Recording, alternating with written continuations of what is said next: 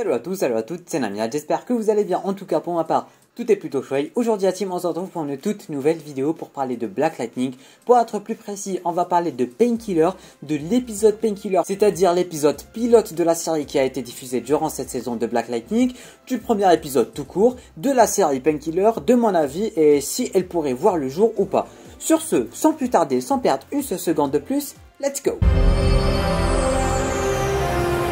Alors, que dire à propos de cette série Painkiller qui va peut-être, je dis bien peut-être, voir le jour sur la CW? Parce que je rappelle, on devait, ou plutôt on était censé avoir une série centrée sur Green Arrow and the Canaries, c'est-à-dire la fille de Oliver Queen, mais finalement ça n'a pas vu le jour, alors tout est possible avec la CW. Ils ont commandé la série Naomi, mais pour l'instant Painkiller, ils ont rien dit, ils ont déposé le premier épisode, c'est-à-dire l'épisode pilote, mais ça s'arrête là. Du coup, qu'est-ce qu'il y a à dire à propos de cet épisode pilote, ainsi que du personnage de Painkiller en général?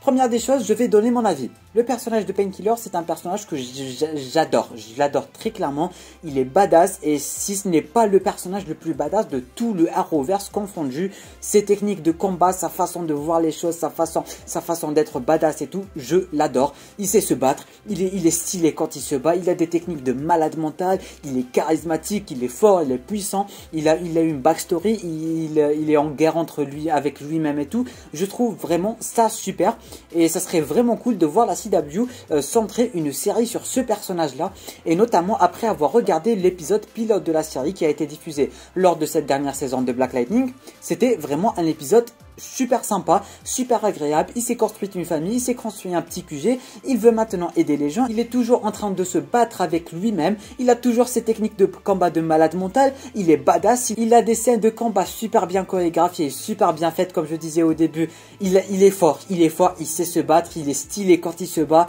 il a des techniques de fou et tout, j'adore vraiment. Et du coup le fait de centrer une série sur lui, de sa nouvelle famille, comment il va gérer tout ça, comment il va essayer de devenir en quelque sorte un héros, comment il va oublier son côté Painkiller, comment il va fusionner avec son côté Painkiller, ce serait juste génial de voir ça. Bon, ça serait pas vraiment une série qui va marcher, et du moins pas vraiment une grosse série, mais en mini-série, ça serait juste génial, de quoi mettre un terme aux intrigues de Painkiller. Et même pour Green Arrow and the Canaries, ils auraient tout simplement pu nous mettre une série de 13 épisodes, une mini-série d'une seule saison, de quoi clôturer les faits, de quoi clôturer les intrigues, et c'est tout. Et c'est ce qu'il pourrait faire avec Painkiller. Il va en quelque sorte rencontrer son alter ego, c'est-à-dire lui-même, il va régler ses problèmes, il va régler son passé, et ça s'arrête là. Ça serait beau à voir, ça serait stylé, et ça serait en quelque sorte là la fin vraiment de Black Lightning, de l'héritage de Black Lightning, pour en terminer une bonne fois pour toutes avec l'intrigue de Black Lightning et l'intrigue de Painkiller en général. En tout cas, ce premier épisode, il était juste génial. Comme je disais, des scènes de combat de malade. Il est badass, il est stylé. Il est en train de changer, tout comme Alice dans Batwoman. Déjà, rien que ce premier épisode, cet épisode pilote, il m'a donné l'eau à la bouche. Qu'est-ce qu'il pourrait faire? Il pourrait faire des trucs de malade, notamment avec sa team. Ces deux mecs, je les adore, je les aime bien. C'était stylé, c'était beau à voir, notamment avec les effets visuels, avec cette nouvelle ville aussi. La ville aussi, elle a pas mal de choses à offrir. Elle est en quelque sorte dans le futur, une ville futuriste. Ça promet vraiment du très très lourd, cette série. Vraiment, si ça venait arriver, je serais clairement d'accord, et ça serait clairement un plaisir de regarder ça, et même visuellement parlant, parce que comme je disais, les scènes de combat, les chorégraphies, même cette ville un peu futuriste et tout, et notamment les intrigues qui sont en train de nous poser avec ce premier épisode, avec notamment la fille de l'agent Odell qu'on avait vu dans la dernière saison de Black Lightning et tout, c'était clairement une révélation pour moi, je m'y attendais pas, et du coup il reste vraiment pas mal de choses à raconter avec ce personnage. Bon, pas une série à faire avec 2-3 saisons, mais une petite saison de 13 épisodes et tout, ça serait vraiment pas mal, surtout que Callie c'est un personnage super important, notamment sa relation avec Jen, sa relation avec la famille des Pierce, et aussi sa relation avec lui-même tout court en fait. Du coup, tout ceci pour dire que j'aimerais vraiment voir la série Painkiller.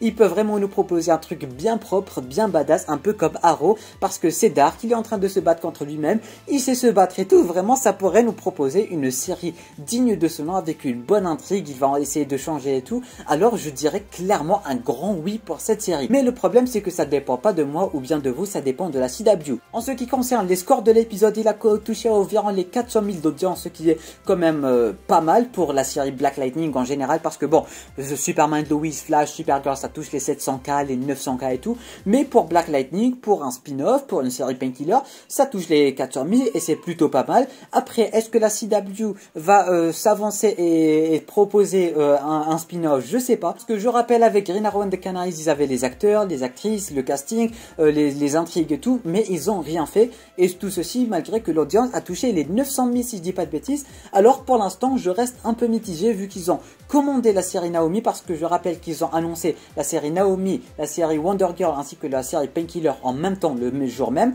La série Naomi a été commandée et on a même eu un poster. La série Wonder Girl a été annulée et en ce qui concerne la série Painkiller, on a zéro information. Personnellement, j'aimerais bien la voir. Dites-moi vous en commentaire si vous aimeriez voir une série du genre ou pas. En tout cas, ce serait juste très beau à voir, ça serait excellent. Ça serait des intrigues jamais vues dans le Arrowverse. Ça serait un peu dark, ça serait vraiment stylé en vrai. Et j'aimerais vraiment voir cette série. Mais comme je disais, ça dépend pas de moi, ça dépend que de la CW. Est-ce qu'ils vont se décider? Je sais pas. Ça reste à voir. S'ils se décident, je serai là pour vous en parler. Et si la série venait à voir le jour, ça serait juste génial. Du coup, la team, c'est la fin de cette vidéo un peu débat concernant la série Painkiller et si elle verra le jour ou pas.